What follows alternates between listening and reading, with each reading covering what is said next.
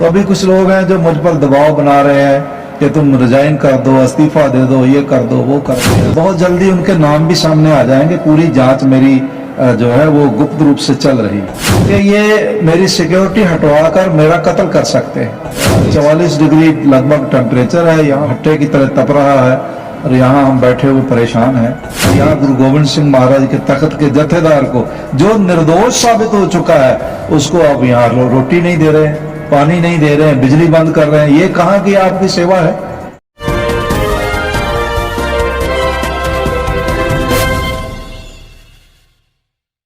जय हिंद दोस्तों, आप देख रहे हैं दार्शनिक भारत लाइव।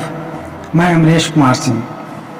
आज हम आए हुए हैं तख्त श्री हरि मंदिर पटना साहिब के प्रांगण में और इस समय सुर्खियों में बने हुए हैं जत्थेदार ज्ञानी रंजीत सिंह गौहर ए मस्कीन। पिछले साल इन पर किसी तरह का आरोप लगाया गया था और यहाँ के प्रबंधन कमेटी और पंच जो है उन्होंने इन पर गंभीर आरोप लगाए थे और इस तरह से यहाँ जो है से विवाद उत्पन्न हुआ था।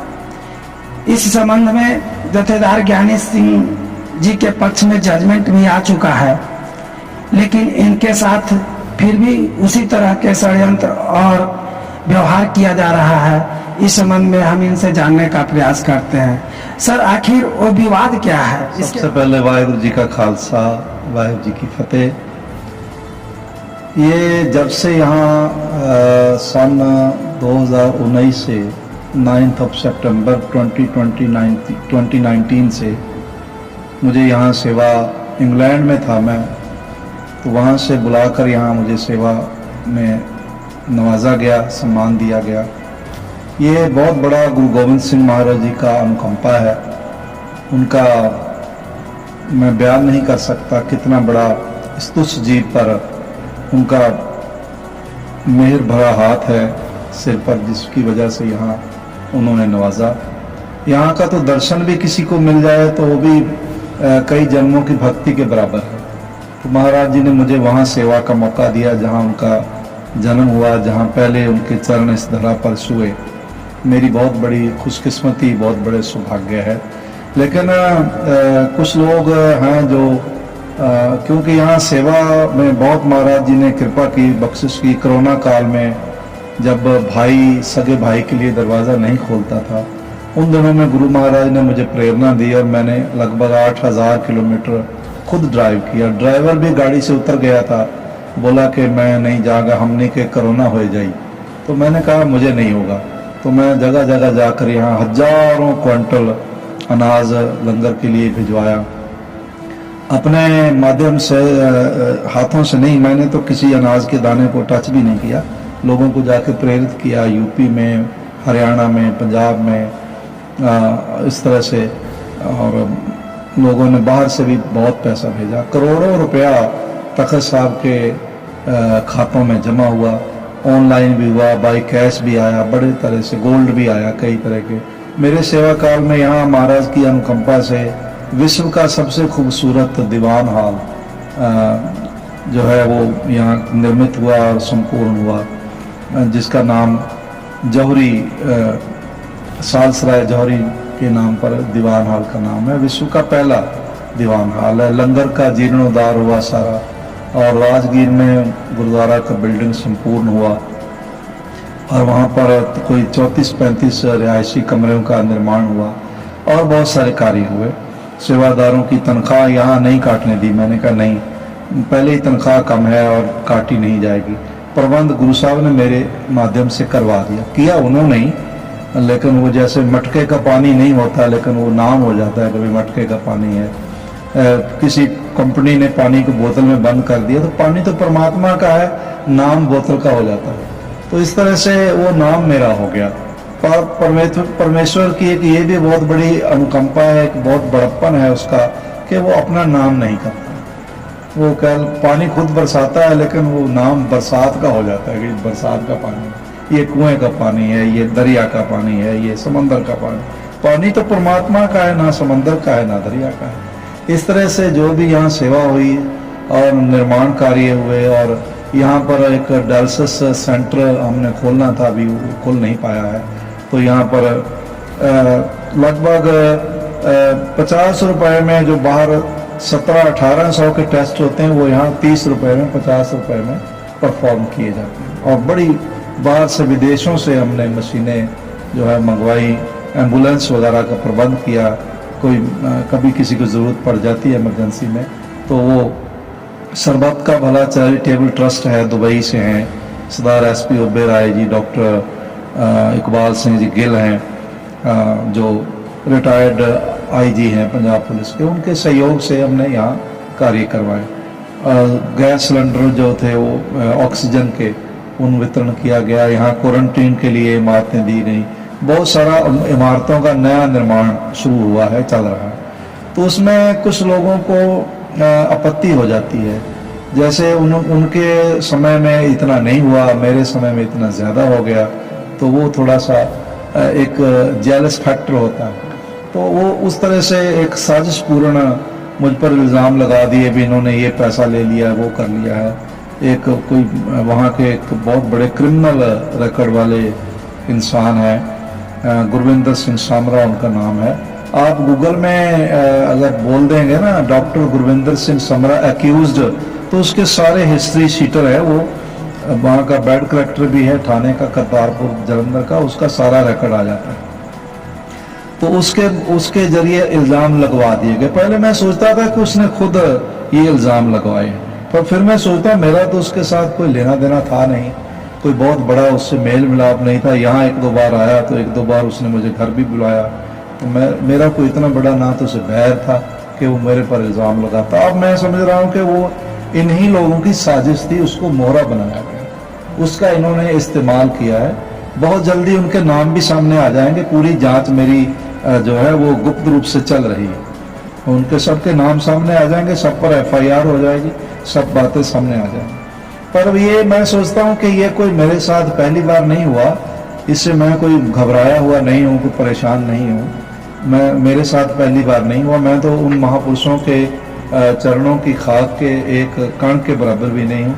कबीर जी पर बड़े बड़े इल्ज़ाम लगाए थे, दुराचार का इल्ज़ाम उन पर लगाया था, चोरी का इल्ज़ाम कबीर साहब पर लगाया था, और इस तरह से जो है कत्ल का भी इल्ज़ाम उन पर लगाया था, और उनको बांध कर जंजीरों से गंगा जी में बहा दिया था। तो फिर गंगा की लहरों से जंजीरों का संपर्क करते ही वो जंजीर टूट गए थे। तो वो घबराए नहीं थे। मैं उनको पढ़ता हूँ, और इस तरह से प्रहलाद जी को पढ़ता हूँ, इस तरह से मैं ध्रुव भगत जी को पढ़ता हूँ, तो मैं देखता हूँ कि उनकी परमात्मा ने ऐन मौके पर सहायता कर दी। तो मैं तो उनके रास्ते पर चलने का प्रयत्न कर रहा हूँ, यत्न कर रहा हूँ। तो मुझ पर इल्ज़ाम लगाए हैं, तो ये कोई, मैं सोचता हूँ इनका संसार का स्वभाव है ऐसा करना, उसमें कोई किसी का वो नहीं है। कुछ लोग होते हैं, अब भी कुछ लोग करते रहते हैं, और ये कुछ प्रकृति भी ऐसी है कि गुलाब का फूल निकलने से पहले पौधे पर कांटे निकल आते हैं। तो इस तरह से विरोधी पैदा होते हैं, कोई करता नहीं है। गुरु नानक के विरोधी बहुत थे, जगह जगह थे। कबीर जी के विरोध करने वाले इतने थे कि उनको बनारस से मगहर जाना पड़ा। तो इसलिए कोई बड़ी बात नहीं है, सत्पुरुषों के बहुत विरोधी होते हैं। तो अभी वर्तमान समय में आपको किस तरह से प्रताड़ित किया जा रहा है? वर्तमान समय में बेशक एक हमारे पूर्व प्रधान जो अभी दिवंगत हैं, नहीं है अभी, अवतार सिंह हित जी ने एक हाई पावर जांच कमेटी बनाई थी, जिसमें रिटायर्ड जस्टिस RS सोडी दिल्ली हाई कोर्ट के, और माइनॉरिटी कमीशन के RS अजीत पाल सिंह बिंद्रा, और तख्त पटना साहब के पूर्व महासचिव सरदार चरणजीत सिंह जी सलूजा। बहुत बड़ी एक कमेटी थी जिसने हर पहलू पर बारीकी से जांच पड़ताल की है, और उन्होंने पाया कि मेरा कोई दोष नहीं है, वो सारे झूठे इल्ज़ाम थे। वो सारी रिपोर्ट मेरे हक में आ गई। पर अभी भी कुछ लोग हैं जो उनके कोई पूर्वले कर्म पूर्व के ऐसे हैं कि उनसे पाप करवा रहे हैं, तो पाप के रास्ते पर वो चले हुए।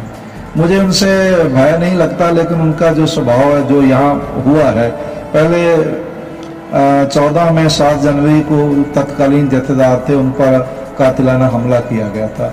उनको तलवारें लगी थी, खून बहा था। और सिर में भी चोटें आई थी, उनके पुत्र को भी आई थी। वो यहाँ चौक थाना में उसका कांड दर्ज है, वो मुकदमा चल रहा है। और पीछे रिसेंटली पिछले जनवरी में हमारे यहाँ के बुजुर्गवार बहुत ही पावन शख्सियत थी, ज्ञानी राजेंद्र सिंह जी मुख्य ग्रंथी थे, यहाँ के बुजुर्ग थे बहुत, उनका बेरहमी से कत्ल कर दिया गया। और उन पर जो है सारे सबूत मिटा दिए गए। और उनका बेटा है दया सिंह, वो बेचारा तड़पता है और उनके बच्चे तड़पते हैं। अक्सर जिसका पिता इस तरह से मार दिया जाता है वो तड़पते ही रहते हैं, तो उनके बच्चे बेचारे तड़पते हैं। उसका कोई यहाँ पर उसकी जांच नहीं हो रही है, पता नहीं क्या कारण है उसकी। मैंने तो जनवरी में ही प्रबंधक समिति को लेटर लिखा था कि भाई आप उसकी हायर लेवल की जांच, सीबीआई जांच करवाएं। उसके लिए बार बार मैंने आग्रह किया है और उस पर ध्यान दिया नहीं जा रहा। तो मैं सोचता हूं कि पता नहीं किसकी साजिश है। मैं किसी को लांछन नहीं लगा रहा, लेकिन मैं कह रहा हूं कि क्यों नहीं जांच करवाई जा रही। इतनी बड़ी हस्ती है, तख्त पटना साहब के मुख्य ग्रंथी रहे हैं, उनके जांच होनी चाहिए उनके कत्ल की। जो भी साजिश में शामिल है वो सामने आना चाहिए। और इसी तरह सेवादार हैं बेचारे, उनका कोई पगारें तनख्वाहें बहुत कम है, उनके लिए मैं कमेटी से बात करता हूँ कि भाई इतनी कम तनख्वाह 7,000, 8,000, 10,000 इसमें आजकल इस समय में गुजारा नहीं है। उनकी पगार बढ़नी चाहिए। बेचारे गरीब सेवादार हैं, इतने अमीर तो है नहीं। अगर अमीर होते तो गुरुद्वारे में आकर 6-7 हज़ार की जॉब क्यों करते। तो उनकी रिहाइशें हैं, उनकी स्वास्थ्य है। मैं चाहता हूँ सारे स्टाफ का इलाज फ्री हो, उनके बच्चों की एजुकेशन फ्री हो, उनकी अच्छी तनख्वाह हो, ताकि वो भी कम से कम कह सकें कि हम ऐसे गुरु गोविंद सिंह के सेवादार हैं जो शहंशाहों का शहंशाह है। तो उनके कपड़े सही हों, अच्छे हों, घर बार अच्छे हों, तभी वो चीज़ दिखाई पड़ेगी। तो उसके लिए मैं करता रहता हूँ। फिर पिछले समय में जो धांधलियाँ हुई हैं, जो लूटपाट हुई है, बार बार ये बात सामने आ रही है कि तख्त साहब का सरमाया नाजायज ढंग से लूटा जा रहा है। तो मैं चाहता हूँ कि उसकी एजी बिहार से, अकाउंट जनरल बिहार से उसकी पिछले 15 साल की जांच पड़ताल हो। पैसा आया है तो गया कहाँ है। जब मेरे थोड़े समय में करोड़ों रुपए आया, कभी 50 करोड़ कहते हैं, कभी 90 करोड़ कहते हैं, कभी 40 कहते हैं, कभी 35 कहते हैं। तो इतना करोड़ों रुपए अगर मेरे इस थोड़े समय में आया है तो पहले कितना आया, जब वहाँ मेगा इवेंट था तो कितना पैसा आया था। उसकी अकाउंट जनरल से जांच होनी चाहिए, उसको एडिट करना चाहिए, ताकि संगत को सामने आ जाएगा तो संगत और सेवा करेगी, तख्त साहब का और विकास होगा, सेवादारों का और विकास होगा। तो बहुत से इल्जाम इस तरह के लोगों ने मुझ पर लगा दिए। तो उसमें गुरु महाराज की अनुकंपा से मैं निर्दोष, पूर्ण रूप से सच्चाई थी, वो सच्चाई सच आधारित जांच हुई और उसमें सच्चाई सामने आ गई। अभी भी कुछ लोग हैं जो इसमें अभी बाधा पैदा कर रहे हैं, बाधा उत्पन्न कर रहे हैं, सेवा नहीं शुरू करने दे रहे हैं। तो ये तो कोई नई बात नहीं है, पूर्व काल से ये होता आया है। और सत्यमेव जयते, सत्य की विजय होती है, वो विजय हो चुकी है। 99%, 100%, 0.9% तो विजय हो चुकी है। हमारी सेवा भी उस जो प्रधान जी ने पत्र दिया था कि निर्दोष होने तक सेवा पर रोक है, वो अपने आप खत्म हो गई। तो अभी कुछ लोग हैं जो मुझ पर दबाव बना रहे हैं कि तुम रिजाइन कर दो, इस्तीफा दे दो, ये कर दो, वो कर दो, यहाँ से चले जाओ। तरह तरह से ये इनके प्रकार मुझे यहाँ से भगाना चाहते हैं। तो मुझे मेरी सिक्योरिटी को लेकर भी वो केंद्र को, सरकार को और सिक्योरिटी एजेंसीज को लिख रहे हैं कि हमने ये तो 6 महीने पहले यहाँ से चला गया है, यहाँ पर कमरे खाली नहीं हैं और वहाँ सिक्योरिटी लगी हुई है। सिक्योरिटी पागल है क्या? आदमी नहीं है तो सिक्योरिटी यहाँ क्या करेगी? मैं तो अपने कॉम्प्लेक्स में बैठा हुआ हूँ, अपने निवास पर हूँ। आज की डेट, आज आपकी 11 जून हो गई है, संडे है आज, तो आज भी मैं यहाँ बैठा हूँ। तो झूठ मूठ का आरोप लगाकर झूठ मूठ के लेटर लिख रहे हैं। तो मुझे ये इस भी शक हो रहा है कि ये मेरी सिक्योरिटी खत्म करवा के मेरा हत्या करवा सकते हैं। जैसे ज्ञानी राजेंद्र सिंह का हत्या हुआ, मेरा भी ये लोग हत्या करवा सकते हैं। इनमें मुखी हैं जगजोत सिंह सोही, वो मुख्य रूप से उनकी भूमिका है। बाकी उनके थोड़े साथी सहयोगी हैं जो उनके साथ सहयोग कर रहे हैं इस मामले में।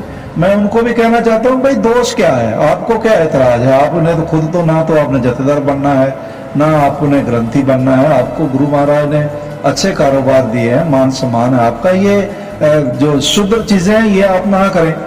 आप बल्कि आप सच्चाई का साथ दें। जहां आपके सारी दुनिया में सच्चाई का साथ देने से आपका सिर ऊंचा ही होगा। सर, इस संबंध में और कहां कहां आपने न्याय की गुहार लगाई है? मैंने तो कमेटी से लिखा है और जिला जज से मिले हैं। हमारे बहुत ही प्रिय महापुरुष हैं संत ब्रजेश मुनि जी, फतवा मठ कबीर मठ के गद्दी नशीन है, वो प्रयत्न कर रहे हैं और कमेटी के कुछ पदाधिकारी हैं वो भी इसमें प्रयत्नरत हैं। धीरे धीरे ये मामला सुलझ जाएगा और मैं तो आईने की तरह साफ किरदार है मेरा, खुली किताब है, सब जानते हैं। 40 साल की इस लाइन में मेरी तपस्या है। दुनिया भर में प्रभु ने मुझे नाम बख्शा हुआ है और मेरा संसार भर में नाम है।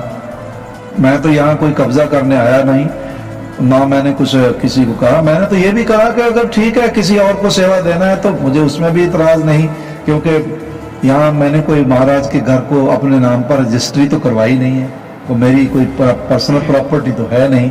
गुरु महाराज की सेवा है, सारी जिंदगी कोई भी नहीं रहता। अब आखिर जिंदगी भी कितनी लंबी है हमारी।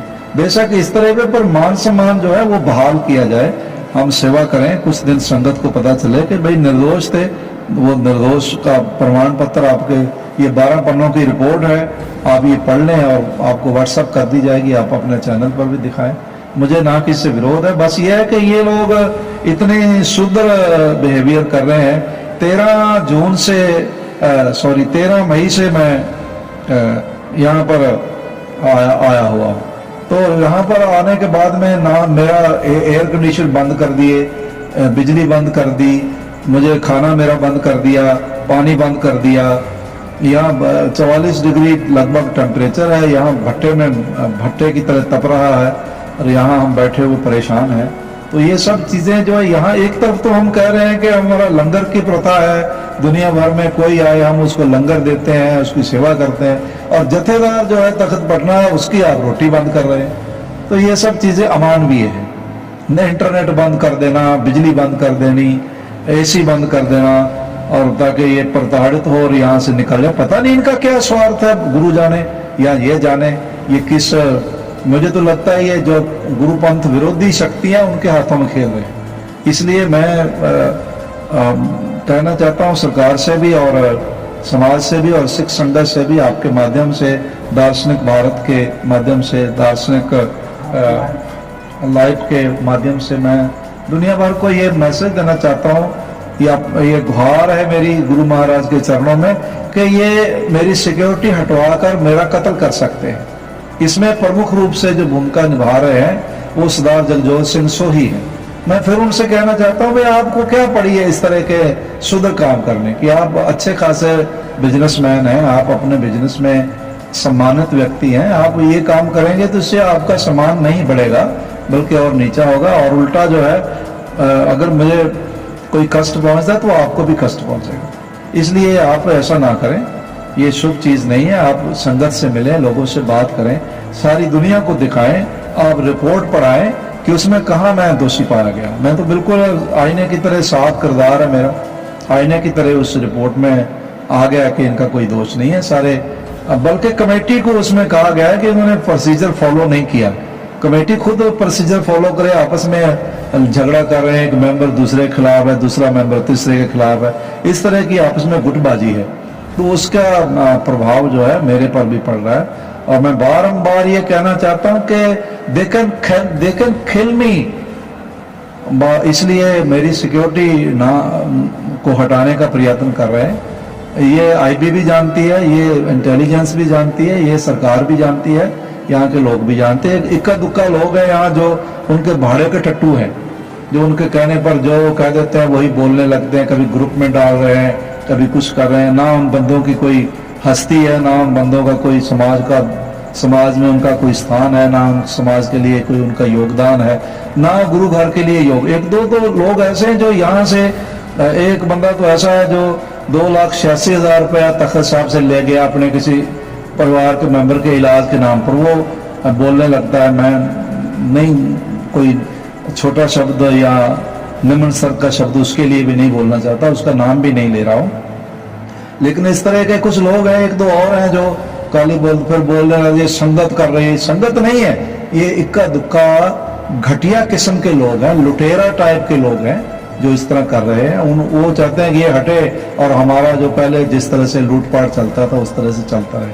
मैंने जब से कहा है कि भाई हम अकाउंट जनरल से जांच करवाना चाहते हैं, ऑडिट करना चाहते हैं 15 साल का, तब से ये लोग मेरे खिलाफ होते जा रहे हैं। और फिर गुरु महाराज के तख्त का सम्मान करते हुए भारत के प्रधानमंत्री जी ने पिछले साल अप्रैल में लाल किले पर गुरु तेग बहादुर जी का 400वां प्रकाश दिवस मनाया। उसमें 400 रागी जत्थों ने कीर्तन किया, उसमें विश्व भर से लोग आए। और वो लाल किला जहां से औरंगजेब ने गुरु तेग बहादुर जी को हत्या करने का उनका फतवा दिया, उसी लाल किला पर गुरु तेग बहादुर जी का निशान साहिब फहराया गया, परचम लहराया गया, गुरु ग्रंथ साहब जी का प्रकाश हुआ। संत कश्मीर सिंह जी भूरी वाले ने वहाँ लंगर लाखों लोगों को दिया। वहाँ भारत के माननीय गृह मंत्री जी और माननीय प्रधानमंत्री जी कर्मवार उन्होंने वहाँ शिरकत की और मुझे बहुत सम्मान दिया। वो सम्मान मेरे इस तुच्छ व्यक्ति का नहीं है, वो सम्मान असल में श्री गुरु गोविंद सिंह महाराज के तख्त का है। उन्होंने तख्त का सम्मान किया। मेरे जैसे तो कितने रणजीत सिंह दुनिया पर घूमते होंगे, कीड़े मकोड़ों की तरह फिरते होंगे, नजर नहीं आते होंगे।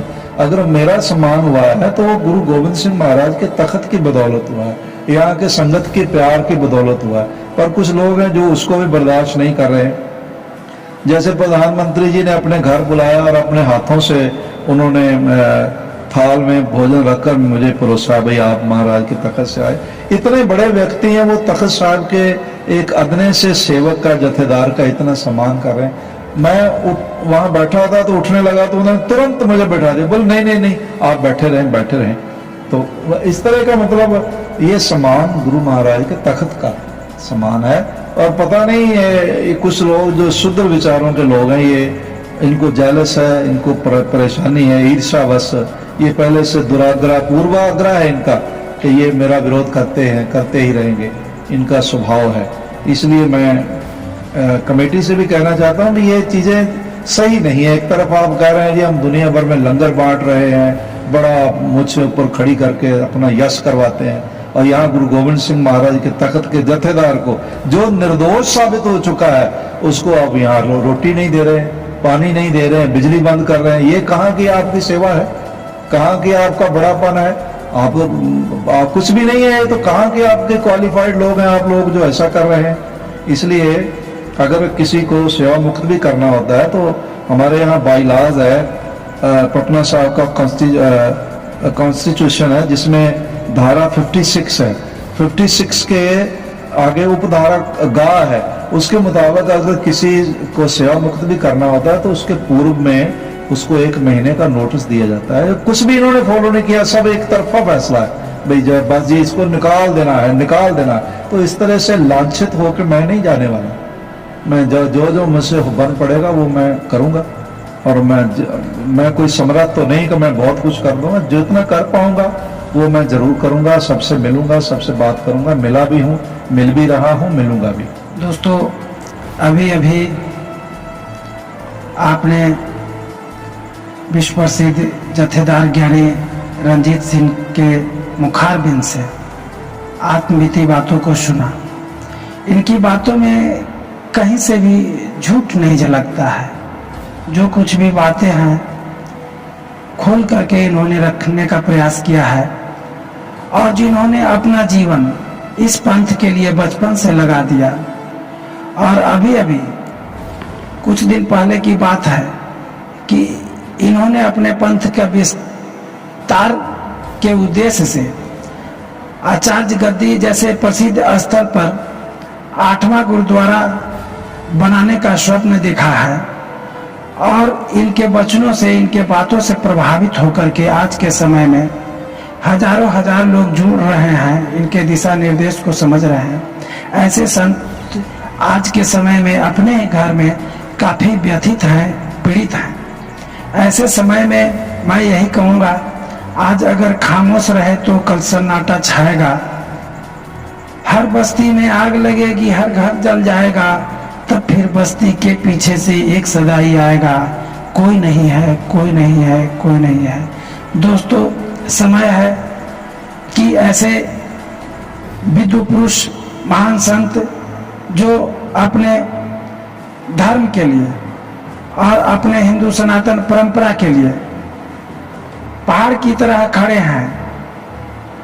इनको साथ की जरूरत है और हम सरकार से और तख्त श्री प्रबंधन कमेटी से और साथ ही जो भी व्यक्ति जिन तक हमारी चैनल का मैसेज आ रहा है, मैं लोगों से व्यक्तिगत निवेदन करना चाहूँगा कि इस मुसीबत के घड़ी में जथेदार ज्ञानी रंजीत सिंह का साथ दें। धन्यवाद। जय हिंद।